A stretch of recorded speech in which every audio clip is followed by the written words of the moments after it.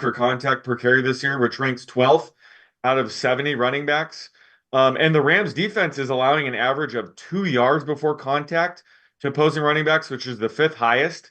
And on the carries where Rodriguez has seen at least 2 yards before contact, he's averaging over 8 yards a carry, which is 16th among 70 running backs. So while he might not see, he won't need too many carries, I think, to clear this number.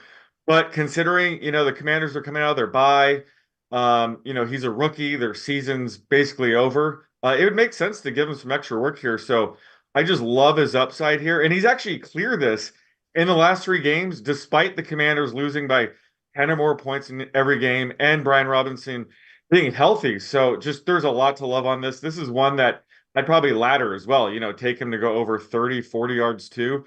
But I love the fact that we're getting this at 20 and a half.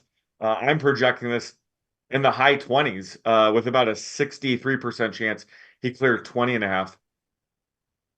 Hand picked by Eric Bieniemy. Hand-picked. By the way, could be the future coach for the Washington Commanders. Maybe he wants to audition some of those guys. He wants to work into the rotation. All right, Simon, we got a Washington Commanders prop on the board. What do you got? Yeah, so Sean doesn't put them in our little, Google Doc, so I didn't know. And I went with another Commanders player, and I feel like an idiot. Don't Sam feel like Howell an idiot. over. I love it. Listen, I can't get enough Commanders props. I know, but I don't want to do anything that affects Sean. Sean's always right. I'm always wrong. So now I'm like really worried. It's like, watch them rush this ball 30 times with this guy I've never heard of before. Yeah, Sam Howell over this passing total. And I think you broke down this game all week, Chad. I just think it's going to be a lot of points. We've seen the total around 40, 49 and a half, 50. It's been up and down, but it's just a high total in a game. We think there's going to be a lot of points. And we know the Rams can move the ball. We've actually seen Washington and Sam Howell move the ball pretty well. I mean, he was leading the league in passing yards. I mean, that was through week 12 at one point. Even if he takes a step back, which we have seen him kind of take a step back here later in the season, the Rams are a perfect matchup for him where Aaron Donald's banged up. Their secondary isn't that great. And you're looking at a matchup where I do think he's going to have to pass the ball to keep up in this game. Like if they're down 14-0 in the first quarter or midway through the second quarter, it's going to be a lot of passing yards. And we know Sam can throw the ball downfield. So the fact that it's right below his season average, I just couldn't pass on that value. It's like he just needs to get to what he does on average per game, and he'll hit this over. So the fact that it's been hovering around 261, 262, I love that number. Anything below 266, I think you're getting a good number on this. All right, so our second bet of the day involves the Washington Commanders. Raybon, what do you got? All right, so we're going to get out of this Rams-Washington game. We're going to go to what should be a really good one in Buffalo, Dallas, and we're going to go Dalton Kincaid under 40 and a half receiving yards. And obviously Dalton Kincaid has had his, rookie breakout, but he's over this number in 4 out of 5 without Dawson Knox, but just 2 of his 8 games that Dawson Knox has been active. Knox came back last week, ran around on 35% of the dropbacks. That could go up a little bit. And especially against this matchup, Dallas famously plays the most man coverage in the league. Dalton Kincaid, 1.7 yards per route against zone, but against man, just 0.8. So his production per route gets cut in half, a little more than that actually, versus man coverage than zone. So tougher matchup here. Not sure exactly how much more Knox is going to cut into Kincaid's playing time. So taking the under 40 and a half for Kincaid. Raybon, I know Evan later on in the show is going to talk about weather as it relates to totals. And Buffalo is one of the games where there could be some wind and rain. When you're thinking about player props and you're thinking about total passing yards or total receiving yards, how much does weather play into the ability to throw the ball downfield and whether or not that impacts the short yardage passing game? Well, so in general, the worse weather you have and the fewer points that you expect to score, it's just kind of pulling down the entire team's passing yards. So, I don't try to get into like, okay, I'm going to bump up all the time. It would have to be a guy like Gabe Davis. I might bump down a little more just because he almost always sees things downfield. But for example, Stephon Diggs is the Bills' top receiver. If they need to go in short passing game, Stephon Diggs is perfectly capable of doing that as well. So it's more about the entire team, which is partly playing into this as well. I don't think Buffalo or Dallas is going to have an above expectation passing day. Both defenses are solid, and there are weather questions. But yeah, that's to answer your question. We're not over factoring that in. It's just the entire team's passing yards is kind of getting pulled down. I kind of like this under here. And I think it's the right side. Also, like I think it plays into what this strategy will be for the Bills. I'm not going to lie. I love the Chris Rodriguez over as well. I'll probably end up playing all three of these, but for purposes of our game, I'm going with Raybon and I'm going with Dalton Kincaid under 40.5 passing yards. Guys, Simon, Koerner, I don't want you to be sad. I promise you there's some picks you got on the board that I like. Koerner, give me your side. Well, I can't imagine it's this one because I can't believe I'm doing this, but I'm going there for the first time this year. I'm going with the Panthers, baby, +3. Last week I took their under and I won thanks to, Bryce Young just being terrible. But, the Panthers are obviously a horrible team, but let's talk about the Falcons. I don't think they should be favored by 3 on the road against anyone, just due to Desmond Ritter's struggles on the road. I know Raybon has talked about those and the injury report. Ritter, he's seen a huge dip in efficiency on the road. At home, he ranks top 20 in like most key metrics. He's 12th in success rate. On the road, he's outside of the top 30 or even 35 in most key metrics I look at. And this is a game where there's going to be a ton of rain, wind. So both teams will likely be pretty run heavy, which normally would be ideal for the Falcons, but they're dealing with some injuries along the offensive line. They're going to be without starting right tackle Caleb McGarry. He's already been ruled out. Atlanta's been averaging 4.4 yards per carry with him on the field this year, and when he's been out and Storm Norton's in, they're only averaging 3.4 yards a carry. But even worse, Jake Matthews, Drew Bellman, and Chris Lindstrom have been all limited. Some have missed practice this week. So if one of those guys is also ruled out, we're waiting for inactive reports to come out. That's just going to be a disaster. And they're also dealing with some key injuries on the defensive side of the ball as well. Nose tackle David Onyemata is out again this week. And this is a D line that lost Grady Jarrett, back in week 8. So his loss is huge here.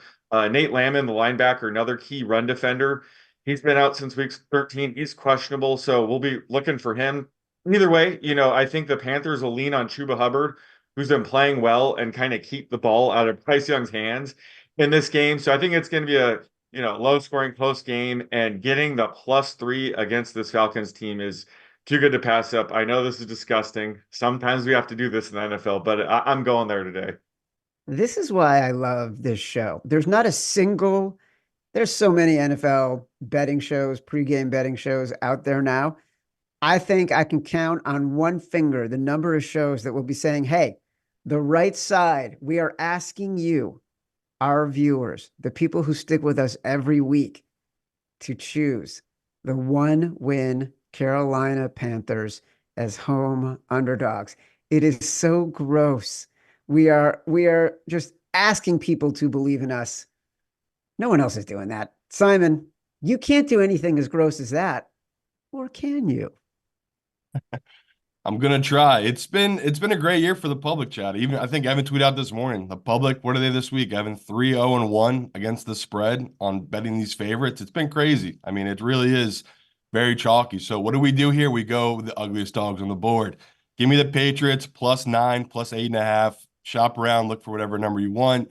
It's going to keep going up. The public has just hammered this number on the Chiefs. It's going to be the most teased team of the week. Everyone just assumes the Chiefs are going to bounce back, which I totally understand, but the points are too high. It feels like the books are giving us free points here, Chad, just because no one's betting the Patriots. Everyone's going to be betting the Chiefs in this position. But I keep going back to Belichick and this defense. As bad as the offense has been and how much they've struggled, the defense every week has showed up and played hard. So looking at this game, the fact that this number has gone up so much, I have to take it. The Chiefs, they don't blow teams out anymore. They're always in these close, ugly games with low scoring. And, now that Zappy's in, I feel a little better where he might still turn the ball over, but at least he's scoring in the red zone, which Mac was not doing this season. Mac would get down to the 30, 40-yard line and either turn it over or kick a field goal. Like, that's just what he does, where at least Zappe gets in the end zone. I can't say the same for this Chiefs offense, where they just struggle across the board. Like, they're inconsistent. It's not what we're used to seeing with this Mahomes team. So the fact this number's moved up again, I'm not worried about it. I knew the public would come in really hard this morning and bet this number up. So the fact you get 8.5 out there, I'll just take the value and bet this Patriots team that, yeah, their offense is terrible, but we're back in the defense here. We're back in a Belichick coach defense on 10 days rest. They should be prepared against this Chiefs offense that, well, it's fair to say they're a one-trick pony. You take away Kelsey with the double, you see Mahomes struggle, especially on third down, because he doesn't have anyone he can trust right now. So, yeah, 8.5, Chad. I'll take the Patriots here. No Isaiah Pacheco either, who's been a really important part of their offense this year. They don't have the same kind of running back group without him playing. So, all right, another gross one. Raybon, can you give us a trifecta of grossness?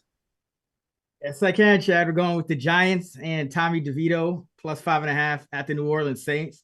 And this Giant team, obviously terrible to start the year, but I think they're a lot closer to just that mediocre glut of NFC teams that are probably slightly below average, competing for these playoff berths now, because the Giants got Andrew Thomas, their left tackle, back 3 games ago. He's played the last 3 games, 100% of the snaps. Look like they're getting Waller back this week as well. Tommy DeVito's been solid. They've limited his volume, but he's averaged 7.5 or more yards an attempt in 4 of the last 5 games. That's as many such games as Derek Carr has over the entire season, and he started every game for the New Orleans Saints. This Giant defense, 10th in EPA per play since week 6. They've been great at forcing turnovers, and with Derek Carr potentially missing Chris Olave, who's questionable with an illness, it looks like there's doubtful that he actually, there's some doubt that he might play today. So, Olave being less than 100%, a lot of moving parts in this Saints offense. Derek Carr, I expect him to struggle against this Wink Martindale defense.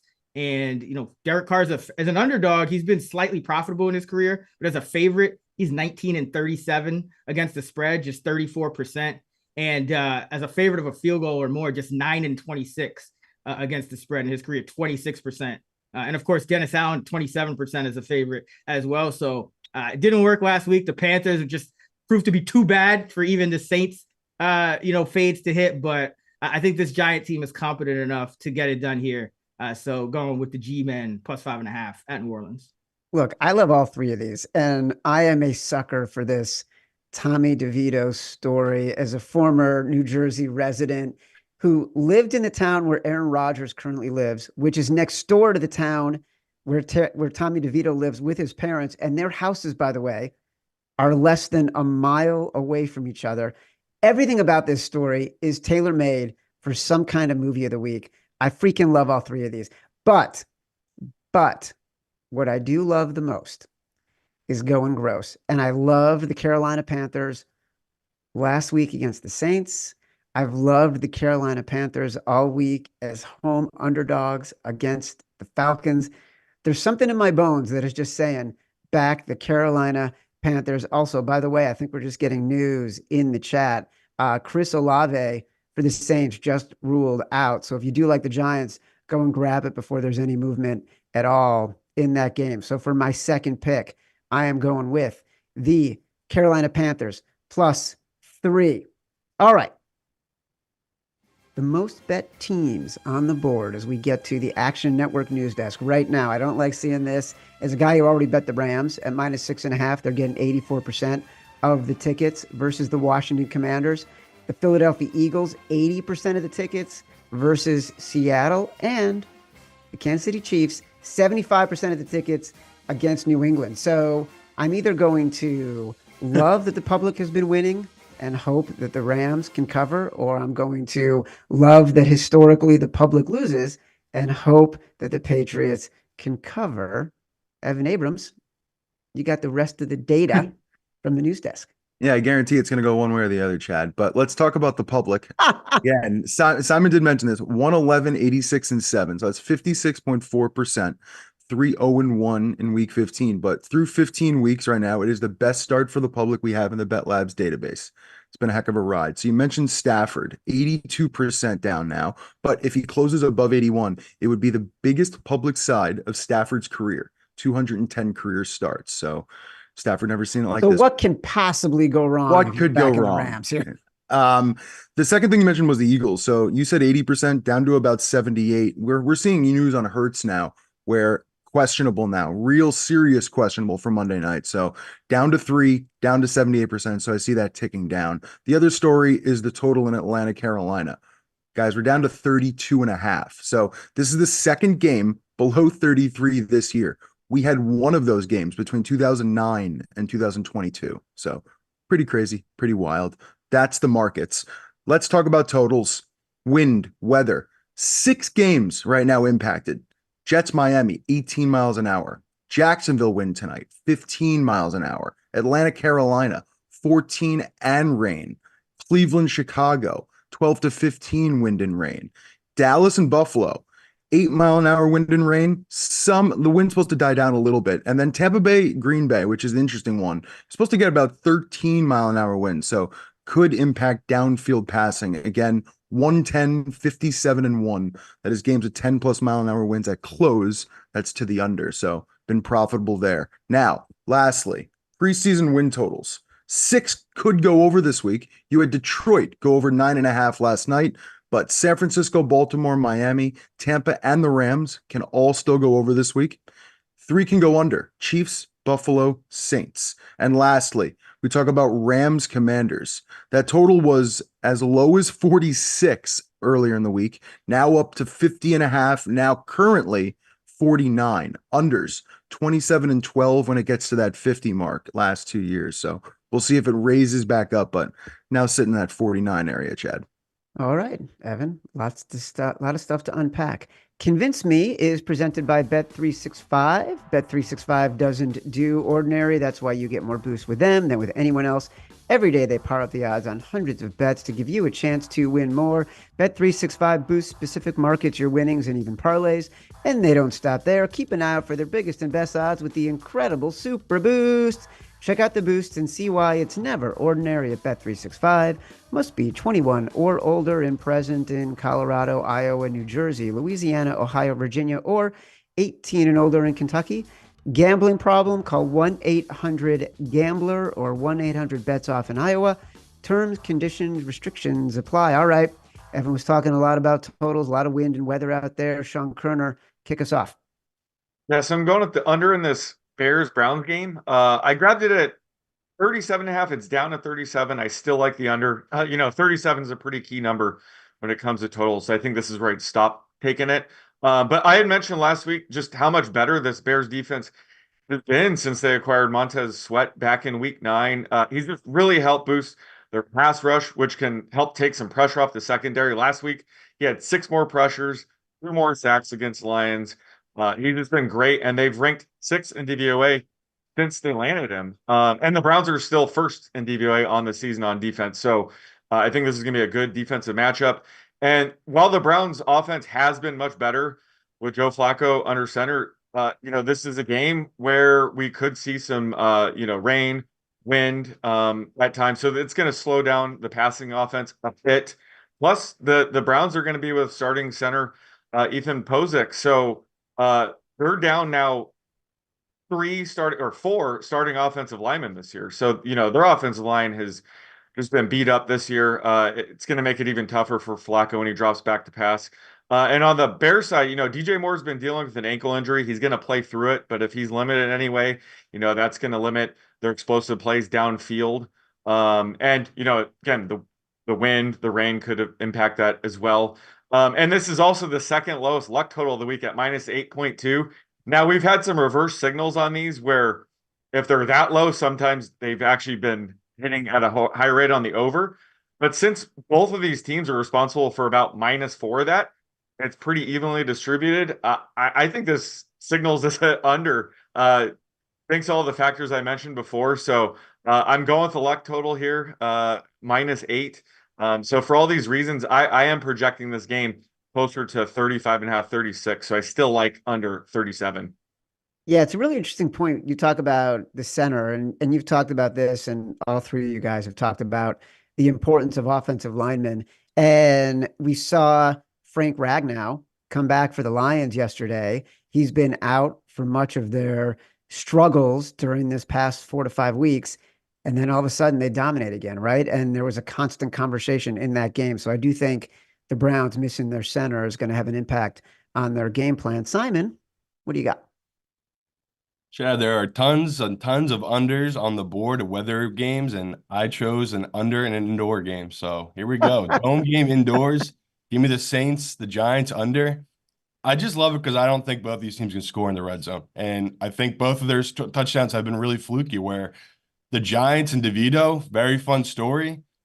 It's been crazy. Like some of the throws he's making in the red zone that have been working out. I know it's a lot with the head coach and the scheme they run, but it has been very fluky. And the same goes with the Saints, where we talk all year. Derek Carr, incredible quarterback between the 20s. Once you get in the red zone, that's where he fails. They got very lucky last week, Chad. Me and you were watching that game heavily. We were very invested in Carolina last week, and it felt like the Saints in the red zone got incredibly lucky. Now you're taking away Olave, and you're talking about a struggling team against a Giants defense that's really good. Like, say what you want about the Giants offense. Their defense has been competitive all season. And I think Chris broke it down perfectly with the scheme they're running. If it's going to perform well against Derek Carr in this offense. So I'm not shocked it's come down. I think it was up to 40 at one point. Now it's dropped down below that. Still love it. Still love this under. Both these teams, I think, are going to be kicking field goals. So I'm not going to let the low total scare me off. I'll take this indoor under. Indoor under on a day with 6 games that might have winds of 10 plus miles per hour. Excellent. Raybon, please give me one of those games. Yeah, Atlanta, Carolina under, what is it, 32.5? I mean, these teams may not score points at all. Like, we might get another one of these 3-0 type games. Atlanta famously, and Sean kind of alluded to it, Desmond Ridder just, for whatever reason, he's never played well on the road his entire career, going back to college and high school. In the NFL, 7.6 yards an attempt at home, but just 6 on the road, so more than 1.5 yards difference. His passer rating dropped from 89 to 76 home to road. The Falcons averaging just under 24 points per game at home this year, but under 15 on the road. And you're going to get almost certainly some rain here, 15 plus mile an hour winds. And on the other side, this just sets up for the Panthers to be able to run the ball, which even against the Saints last week when they were down, I mean, at this point, they're just handing the ball off. So I think you have kind of two teams that aren't going to have much interest in throwing the football. And if they try to, it's not going to be efficient either way. So not expecting much scoring from these two teams. So under 32.5. I love this one. I love the Bears Browns under 37.5. 37. I love the Bears at plus 3.5. I might even love the Bears on the money line. I might have made a side bet with our friend Colin Cowherd, who likes the Browns, and I love the Bears. I think this game sets up perfectly for all the reasons that Koerner mentioned. So give me the under and the Browns and the Bears at 37.5. We've also talked a little bit about the Jaguars and the Ravens tonight. 58% of the bets on the Baltimore Ravens, 61% of the money. Right now, the Jags are 3.5-point home underdogs. We've talked about the weather, the high wind there. The total in the game is 41. Koerner, what's your pick? Yeah, so this is actually my official primetime prop tonight. I got to get on this before it moves, but I'm going with Lamar Jackson under 214.5 passing yards. And this is a game where there could be rain early on, but more importantly, we could see strong winds tonight. I guess gusts potentially over 30, maybe 40 miles an hour. And that's really what impacts a passing game. Not only is it tougher to throw downfield, but teams typically just get a little bit more conservative and run heavy in those situations. And the Ravens are perfectly content doing that. Lamar Jackson is more than capable to run it or scramble or throw underneath. So I'm projecting that this line itself gets closer to 200 by kickoff once everybody's more familiar with like how much wind there's going to be here. So right now I'm projecting his median closer to 196.5 with about a 62% chance he stays under 214.5. So this is one I'm absolutely trying to get on early before the market moves it way down. I like that. Oh God, I did not think of that one. That's great. Simon, what are you going to give me? First, I'll say let's enjoy these primetime games with two actual starting quarterbacks from week Yeah, one. Now, seriously. now that I know that we might be getting a Monday night game of Mariota and Drew Lock, Chad. That's a real thing right now. A game they flexed. That's a flexed in Monday night game, which I love. It's pure Seriously. karma to ESPN. Yeah, this game, Chad, I wanted all week to be on the Jaguars. It felt like the Jaguars were going to be the professional side. And I just could never get there. I just kept saying to myself, I can't back this team with a banged up Trevor Lawrence, especially if it's going to be bad weather. The weather showed up, right? We got bad weather now. It's hard not to back Lamar in this type of situation. I mean, they just played in the rain the previous week, this Baltimore team. Like they're used to these conditions, and let alone Lamar running in these kind of type of conditions are a big deal, right? We always say if the offensive player, the huge advantage for them in these kind of weather games is they know where they're trying to go, right? They know where they're shifting and trying to make moves to go. For someone like Lamar, that's a huge deal. Someone that's already a step faster than everyone else. Now he's playing in bad conditions like this. I love Baltimore's offense. So shop around. You can find -3. I won't let the hook scare me off -3.5 in this one. This game was going to be close, but now the weather's coming in. I just don't see how the Jaguars, a team that needs to push the ball downfield through the air, is going to compete with a Ravens team that they're happy to run the ball, right? They've kind of switched up their offense this year to push the ball downfield. They don't need to do that. Like they're happy to give the ball to Gus Edwards, run a little more, and keep it on the ground kind of game. So, yeah, Ravens -3. I'll take it in this spot, Chad. I think that also plays to what Koerner is saying, sort of a more ball control, not going to fling it, be safe because you don't want to turn the ball over because you do have an advantage. You don't want to make those mistakes that gives the Jags a short field. Raybon. I'm going with the under in this game. Talked about it already. Could see huge wins. I think the Baltimore Ravens are very comfortable with running the football. Both of these defenses in the top 8 in terms of DVOA. And, in this situation, you got the Baltimore has a 3-headed rushing attack. Jacksonville has been feeding the ball to Travis Etienne.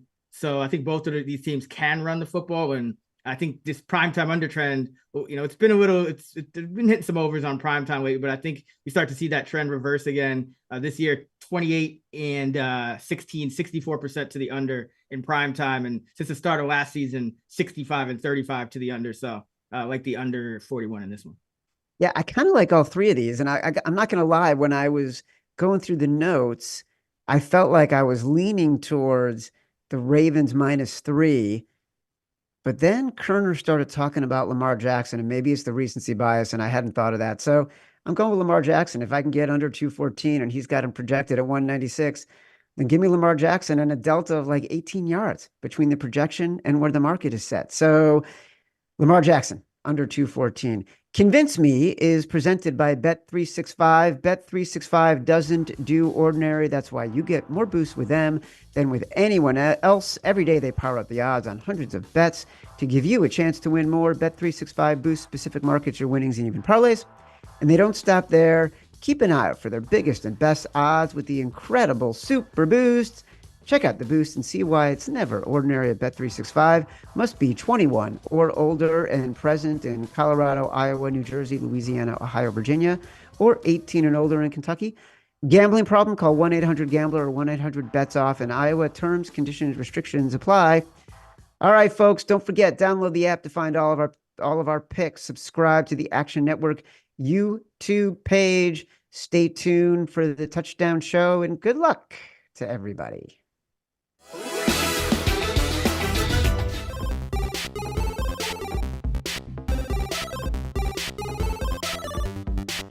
Thank you, Chad and the whole Convince Me crew, and welcome to week 15 of the Touchdown Show on the Action Network, presented by Bet365. I'm Gilles Gallant. I'm joined every week with Charlie Disturco and Brian Matthews, a.k.a. the BMAT.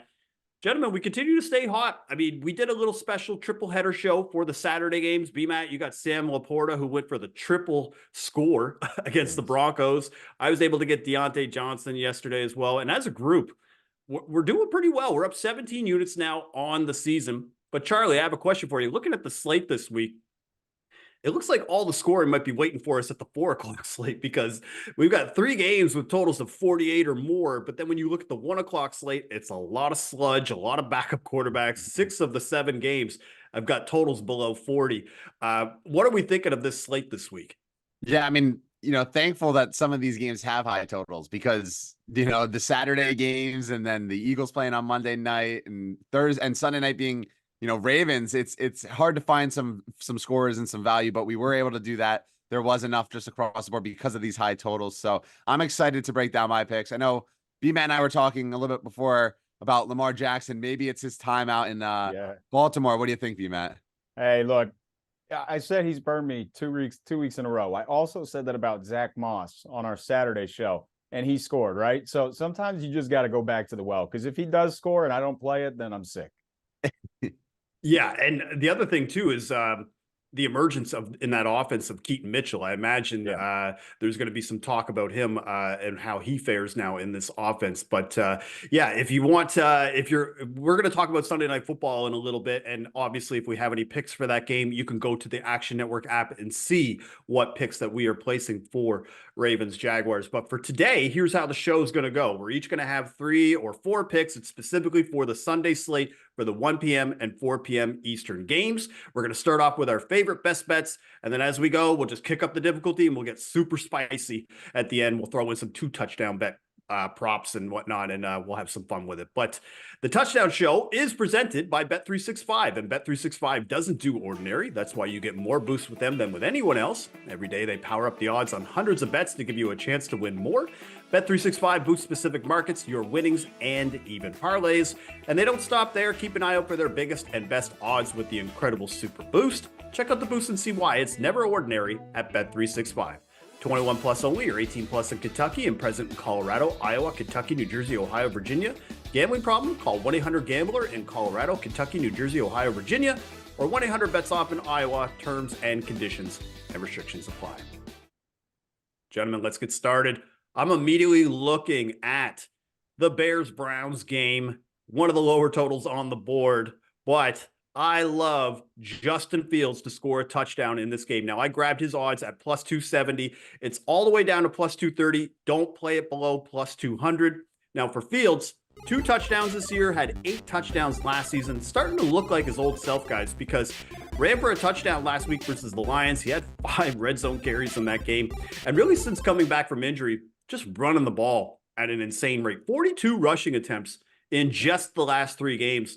And this Browns defense, again, I think the pass defense is probably the strength of their defense, because when you look at their rush defense, they've allowed 14 rushing touchdowns this year, 5 of those just to quarterbacks. Lamar Jackson had a 2-touchdown game. Gardner Minshew had a 2-touchdown game. And Josh Dobbs, he ran for a little 1-yard plunge back when he was still with the Cardinals. But as I was saying, facing this tough pass defense, and there's going to be some piss poor weather in Chicago today. DJ Moore's a little bit dinged up as well. I'd rather bank on Justin Fields making plays with his legs than with his arms. So Justin Fields at plus 270 for an anytime touchdown is my best bet for week 15. Charlie, you have a best bet, but I want you to talk about this Cowboys-Bills game. Yeah, so we're going to one of the higher totals on this day, and this number doesn't make too much sense for me. It's Jake Ferguson at plus 225. He's even as high as plus 240 out there. This is a guy, and it speaks volumes of Dallas's offense. He is second in the NFL in both red zone targets and targets inside of the 10-yard line. And when it's a testament to how, well Dallas has been able to move the football down the field. But Jake Ferguson has been incredible and has been a safety valve and someone that has done even more than what Dalton Schultz did last year for Dallas. He's been playing extremely well, and this is a great matchup with Buffalo, where they're weakest, and yes, I know they've been playing better and they're making a surge, but they're weakest in the middle of the field. And Matt Milano was the guy that was able to, guard tight ends and play that middle of the field. Well, he's gone. He's out for the year. And since he went down with an injury, Buffalo has been 30th in success rate and 26th in EPA per play. So over the middle of the field. So that's where Jake Ferguson kind of eats. He's not going to be toward the outside. He's just going to be running right up the middle, little pockets anywhere he can find it. So in what could be also like a rare negative game script for Dallas, in a game where they should be able to move the football, and one where Fergie has just 1 touchdown in the last 4 games, so I'm looking at some positive touchdown regression from him. Dallas, and they get inside the 5-yard line, they've shown they've been unable to score with Tony Pollard plenty of times, but there's one guy that always gets the job done, and it's Fergie Ferg. So plus 225, I love this value. Look, I was in as soon as you went with the Collinsworth. You went like, here's a guy, and you start went into your, and I was like, oh man, here we go. Yeah, Ferguson really has emerged again in the second year with the Cowboys, which is why they felt so comfortable in letting Schultz walk to the Texans. And they also have Schoonmaker and Hendershot on the team too. But their tight end position is very solid now with Jake Ferguson in there. He's a very much don't want to call him a focal point of the offense, but I would definitely say he's the second option behind CeeDee Lamb for sure, as far as pecking order is concerned in that offense. So yeah, Jake Ferguson, I think could be a solid option today playing in Buffalo. All right, B-Matt, let's hear your best bet this week. Take us to the NFC South. Yeah. Why am I doing this, right? Like, why would I go to the game with the lowest total on the slate? I just look, this number doesn't make slate. It doesn't make sense to me. I'm a glutton for punishment. I feel like there's, a Tom Hardy gif from Mad Max, where he's like, that's bait. And look, if it is, I took it, I'm pot committed now. So it's going to be Bijan Robinson, anytime touchdown at plus 150. This number just doesn't make sense when you look at the matchup. Last 3 weeks, he's played at least 75% of the snaps, so he's exited the timeshare with Algier. Now I say that and he'll get vultured today. But look, I love the matchup. I mean, Carolina 11th highest touchdown rate.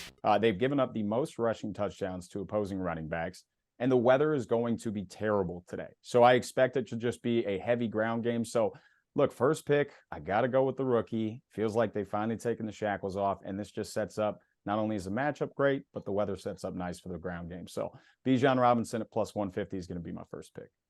All right, B-Matt, the rookie whisperer after Sam Laporta going for 3 touchdowns yesterday.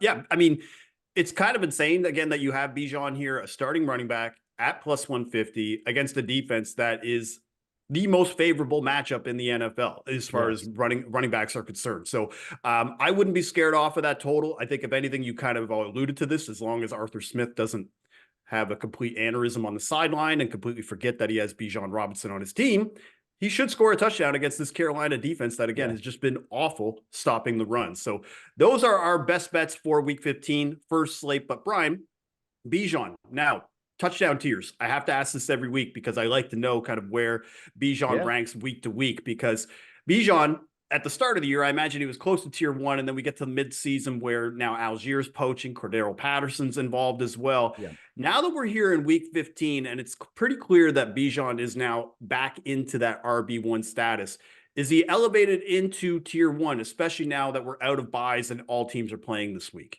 Yep. So he's clear tier 1 this week. So it's based on matchup, volume, situation, and it doesn't hurt again that it's raining. So yeah, Bijan was like one of the more frustrating players at the beginning of the year because on talent, he should have been tier 1, but he kept floating between tier 2, tier 3. But yeah, he's locked into to tier 1, and this matchup just makes again way too much sense.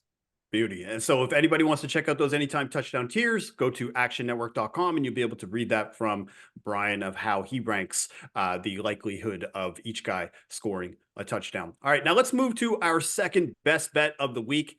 And we're sticking with the NFC South. Charlie, what do you got? Yeah, so, Chris Olave officially out, or I guess not officially, but not expected to play for the Saints. And so I'm going to target Mr. Vulture himself, Taysom Hill, at plus 230. So touchdowns in 4 of his last 6 games. The man just gets the ball inside the 10-yard line. They love to use him over Derek Carr. It's been a key toward this offense kind of figuring out its red zone woes, was by giving Taysom Hill the football and allowing him to just kind of truck his way through. So he's also like, you think of Taysom Hill, you think of him just as a running back at this point, or I guess a quarterback that runs, but he does have 14 targets in the air in the last 5 games and 41 rushes. So when you break that down, he averages just about either 11 targets or runs on the ground. And the Giants, they're 29th in DVOA against the rush. That's where they're weakest, is just by attacking their front line. And that's what the Saints want to do with the bruiser of Hill, Jamal Williams, and even Kamara a bit. And then you look at just how many touchdowns this Giants defense has given up on the ground. They've given up nearly 1 touchdown per game to running backs. And I know I keep saying running backs, and Taysom Hill's not a running back, but he might as well be with the way that he kind of just hands the ball. He's not dropping back to pass much at all. So with the injuries mounting up for New Orleans, at plus 230, I think this is a great look for Taysom Hill. I think that this should be, a little bit below 2, just given the pure fact that inside the 10-yard line, he's surely going to get at least 3 to 4 opportunities.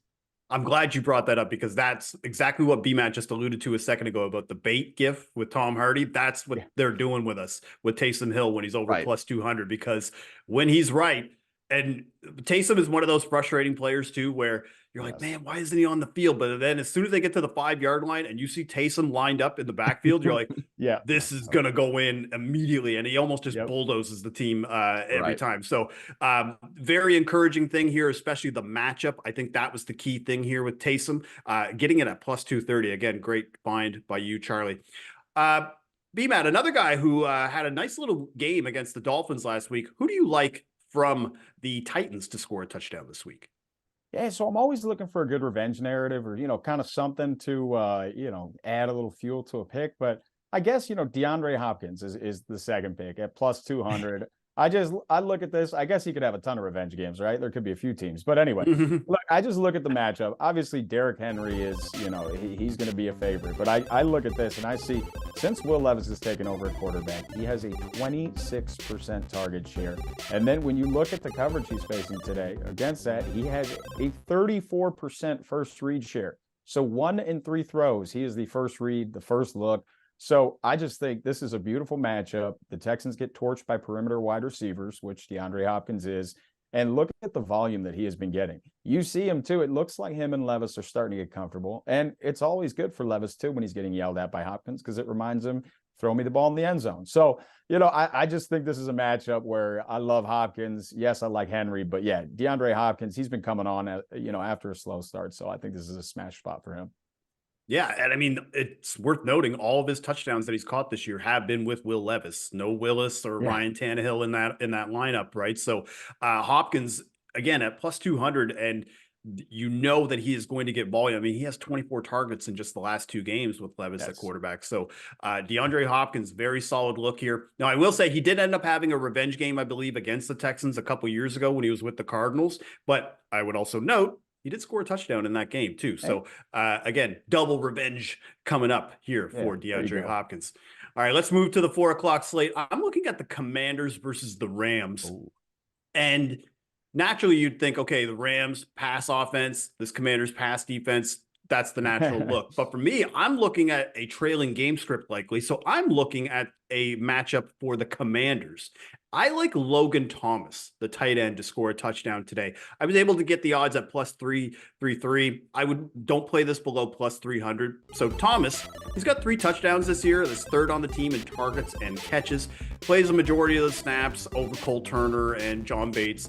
But this is a great matchup for him because he really excels versus zone. And the Rams play zone at the 6th highest rate in the NFL. And that's why normally, and you've seen a couple Commanders on the show this year from me, either Curtis Samuel or Jahan Dotson. Neither have performed well versus zone, and they're both around plus 300 to score. But Logan Thomas has seen a huge improvement from a pass reception standpoint against zone. And the Rams, they ranked 29th in defensive DVOA versus the tight end position and 27th in DVOA to the short pass, both lending itself well to Thomas. They've allowed 7 touchdowns to the position as well. That's most in the NFL. Sam Howell, I mean, for all his faults and all the interceptions that are likely going to happen, he's going to throw a lot in this game. And if they get into a trailing game script, he's probably going to look for his tight ends and his wide receivers. And I think there's going to be some passing offense success for the Rams today, which is why I like Logan Thomas at plus 300 or plus 333 to score a touchdown in week 15. All right, so those are our second best bets. And I want to now look at Sunday Night Football between the Ravens and Jaguars. Going to be playing in Jacksonville tonight. There's going to probably be a little bit of weather involved, but the total at 43.5. We were able to talk to Dr. Nick Giffen and get some fair odds for the top 8 players on the board. So let's go through those guys. So Travis Etienne is minus 105. He's the favorite to score in this game. Nick has around plus 125 for Travis Etienne as far as fair odds. And looking at all 8 of these, it looks like Nick has a little bit more increased odds compared to what Bet365 is offering. And I think that's mainly, that's a wide thing that's actually happening with primetime games where a lot of the top guys are getting steamed, and then the odds are starting to move back closer to Nick's fair odds as we get to kickoff. But Lamar Jackson, I think, is probably the interesting one here, where he's around plus 160 and Nick has around plus 175. I'm seeing Lamar out there in the market. I'm seeing some plus 200s out there as well. But for me, I like Isaiah Likely in this game. Right now, Nick has around plus 300. I'm seeing around plus 300 out there as well. But I mean, Likely has kind of assumed this Mark Andrews role in the offense. 14 targets over the last 2 games since Mark Andrews got hurt. He did score a touchdown last week as well. And I like Isaiah Likely. On the Jaguars side, you're probably going to tell me to mix in a water. Shout out to Stuckey. But Trevor Lawrence, I think, is going to score a touchdown in this game. He's around plus 700 to score a touchdown. Now, before the injury, and even in that Bengals game that he got hurt, he scored a rushing touchdown in that game, a 1-yard touchdown. He had 4 touchdowns in 3 games coming into that game. I think part of the reason why we're getting such expanded odds here is obviously the ankle injury, but he was still able to run it a little bit against the Browns, which is a pretty tough defense as well. So around plus 700 to be able to get Lawrence at that price, as opposed to what he was entering those games where he's around plus 350, plus 300. I like the value on Lawrence in this spot. So Likely in Lawrence, who I'm looking at. Charlie, when you look at Sunday Night Football, where would you put your money? Yeah, I will say me and BMAC would give our stamp of approval on Lawrence probably, because we did on our Action Island parlay approve Tim's 13.5 rushing yards. Oh, here we go. Yeah. Shout out to Tim. He is running the ball despite the ankle injury. So I do like that look. And it seems like the Jags are always able to get inside the 5, but not actually able to punch it in with Travis Etienne all the time. So, but my favorite play on this board is probably Lamar Jackson. I hinted at it earlier in the beginning. He hasn't scored since October 22nd. It's been nearly 2 months. And this is a guy that, at times was putting up 2+ touchdowns a game on the ground and has elite speed. We already know that. So I like Lamar it's as high as plus 190 out there. And then just a long shot one for you guys. Nelson Aguilar at plus 750. I'm probably going to sprinkle on. He had 5 targets last week, which is the highest since week 1. And so I was looking at Rashad Bateman a little bit, and then I looked deeper. And while he's been able to get separation, he's had a lot of miscues with Lamar Jackson. And we've seen as a result, he played just 50% of the snaps last week. Well, Nelson Aguilar was the primary beneficiary from that, played 60% of the snaps. And he's always on the field for about 40 to 50%. So plus 750, long shot. I think that, the Jags are going to be so focused on containing Lamar and Keaton Mitchell and all of that. And I think Aguilar will be able to find, pockets in this zone. So at plus 750, I think it's worth a little bit of a sprinkle. Aguilar. That's all I think of with that interview afterward. BMAT, we talked about Keaton Mitchell earlier. Now, gone are the days when we could get Keaton Mitchell for a touchdown around plus 350, plus 400. But right now, around plus 150, really emerging in this offense to the point where Gus Edwards is just not getting as much work anymore. Yeah. And obviously, the run game for the Ravens is still the focal point, whether it be via Lamar or even Justice Hill, for example. So is it Keaton Mitchell that you would look at for this game, or is there another player that you're looking at? Yeah, so I like Keaton Mitchell. The only thing that worries me is that it's almost like the Alvin Kamara Taysom Hill thing, where it's like if Keaton Mitchell gets him inside the 5, I'm not so confident that Gus Bus doesn't just come in and fall forward for a touchdown, right? So that would be kind of what worries me about that. But I like Isaiah Likely. He's filled in. He's playing a lot of snaps. I mentioned Odell Beckham Jr. I know people will say, okay, well, the snap count, but if you watch the games, the guy doesn't. I mean, they don't put him out there for pass blocking. They're pretty smart about how they use Odell Beckham Jr. So, and he's just been making big plays. So I think, that's one. But yeah, I actually think too, it's a terrible matchup for this guy. But I think Evan Ingram is another one to keep an eye on. It's like this. He went from the guy that couldn't score a touchdown, right, to now what happened? He's just scoring, every game. So it's a terrible matchup. But since Christian Kirk went down, he has been relied upon heavily. 20 targets in the last 2 weeks. So look, I just think that out of volume alone, that might be a good spot for him. For sure. Yeah. And I think Ingram, I think the thing that always makes me concerned, at least just not necessarily overall, but in a matchup when you're facing the Ravens, is Roquan Smith just scares the hell out of me whenever I bet a touchdown bet. I'm just always very worried that he's going to just take a guy's head off and then he's out of the game. Yeah. So, but again, Ingram, where we've seen him involved, should, in theory, probably have more touchdowns, especially based on the target share that he has in this offense. So, all right. So that's Sunday Night Football. Now let's kick it up a notch. BMAT, spicy touchdown bet time. I see some 2 touchdown bets in your favor here. What do you got? Oh, yeah. So these were like the 2 first guys that I looked at, and I was like, oh, okay, here we go. So first one, I'm going to go a quarter unit on each. So the first one is Bijan Robinson, 2+ touchdowns at plus 1,100. So again, talked about this. I don't need to harp on it too much. It's an amazing matchup. He's getting most of the work, heavy rains. I just think it's a Bijan day. Second one, I'm going, and it was between Bijan and this from a mild bet. Cooper Kupp, 2+ touchdowns at plus 850. Gilles, you alluded to it. Washington's secondary is bad. We'll say not good. Yeah. So look, they have been getting torched by slot receivers. And over the last couple of weeks, I think a big reason for seeing, a little resurgence from Cooper Kupp, he has been playing a lot more out of the slot, 71% over the last 3 weeks, which I think is a huge thing. Washington gets torched by slot receivers. Cooper Kupp has a touchdown in 2 straight games and is back to seeing the kind of volume I think that we're used to seeing from Cooper Kupp. But the guy's just a touchdown machine. Like it wasn't long ago that this guy like basically scored every single game at the wide receiver position. So I love this price at plus 850. No weather concerns.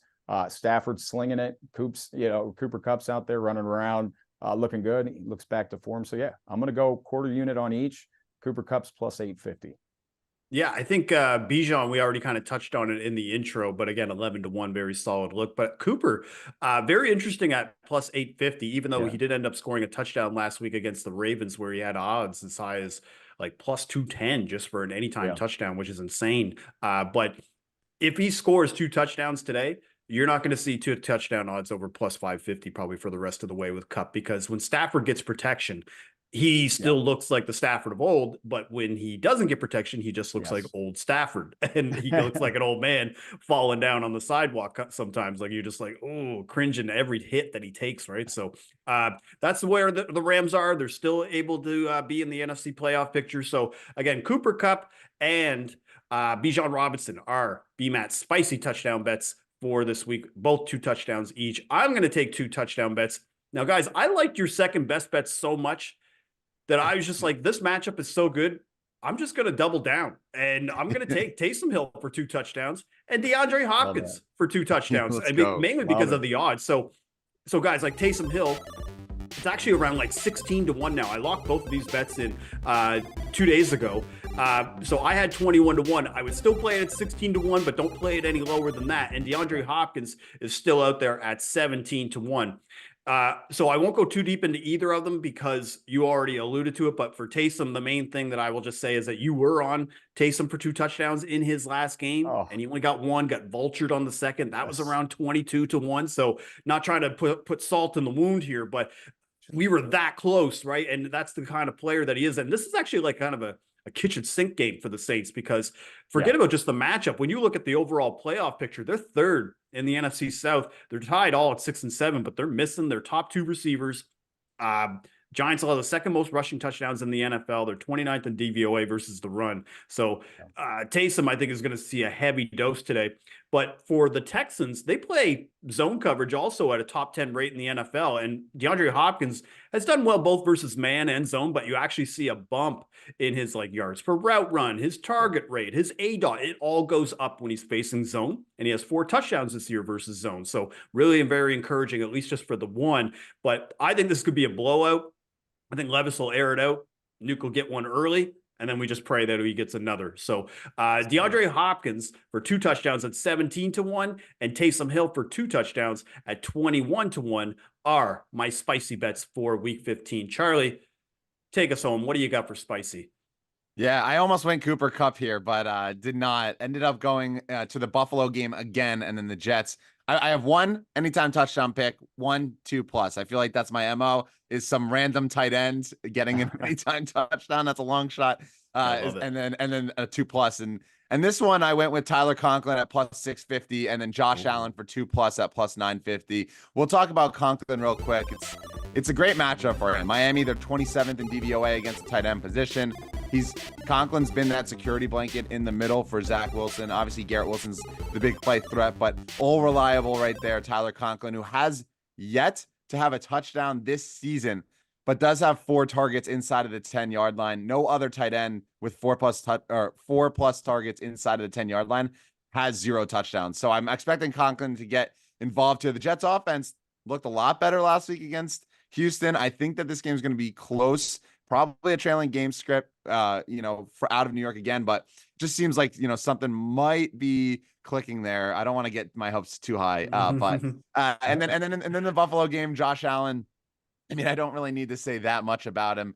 He scored 9 of the last 11 games, had 2 against Philly, now has a huge matchup against Dallas that could shift a lot in the playoff picture. So he's going to be using his legs, which is, always the worry is against lesser opponents. He was not. Well, new offensive coordinator, new outlook, new playoff hopes. He's going to use his legs. So you guys mentioned all the vultures and stuff like that. Nothing's more aggravating than being a Buffalo fantasy owner and not having Josh Allen and seeing them get inside the 5, because it just feels like he's over. He with his decision-making and interception ability at times to flare up, just relies on his legs and him just serving as a bruiser and falling forward into the end zone. So has more rushes inside the 10-yard line than Lamar, the same as James Cook, and more than Saquon, Javonte, and Bijan Robinson. So I like this matchup here. Dallas, they've allowed a rushing touchdown in 2 of their last 3, and Josh Allen's a bruiser. So in big games, he uses his legs. So plus 950, I had to take a stab.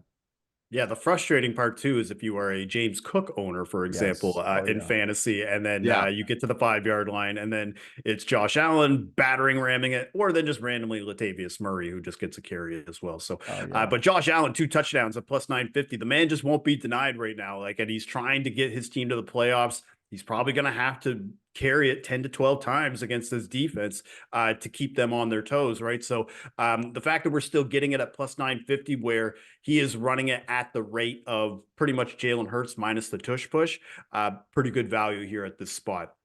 All right, so those are the spicy bets for week 15. Now we have an anytime touchdown boosted parlay from Bet365, and we're going to put on the board for this boosted parlay, we're going to take Raheem Mostert with the Miami Dolphins, and we're going to pair it, we just talked about him, with Josh Allen, and that's right. So we're going to take Josh Allen anytime touchdown, and we're going to pair that with Raheem Mostert. That's how confident we feel in Josh Allen rushing to touchdowns today. And so that is boosted from plus 330 up to plus 400 from Bet365. Now, we kind of went through all of them here. I'll go through Mostert fairly quickly because really you could just point to one stat. He leads the NFL in total touchdowns. I mean, he's got 5 touchdowns in the last 3 games. He scored twice on the Jets for Black Friday. We had him as part of the boost that time too. And Devon Achane, he can't seem to stay on the field. Obviously, he has very explosive playability, but kind of leaves games like you kind of getting dinged up. And this Jets pass defense, I think, is just too tough for Tua to pass on, especially if Tyreek Hill is limited or doesn't play. And then Charlie, like you already went into detail about Allen, but I'm going to call my shot because I think I know when Josh Allen is going to score this touchdown. It's going to be 3rd and 5 from inside the 10-yard line. It's going to be right around the start of the second quarter, and Allen is going to bulldoze one in as he rolls out. He's going to be looking for Diggs. Nobody's going to be there, and then he's just going to run forward and get it in there. So that's how I envision it happening. If it happens another way, great, but I'm calling my shot. 3rd and 5 inside the 10 in the second quarter. Josh Allen is scoring a touchdown. So that's the boost. Charlie, I already know you're pretty high on Josh Allen, but I think you were actually the one who pushed to have Raheem Mostert as part of this boost too.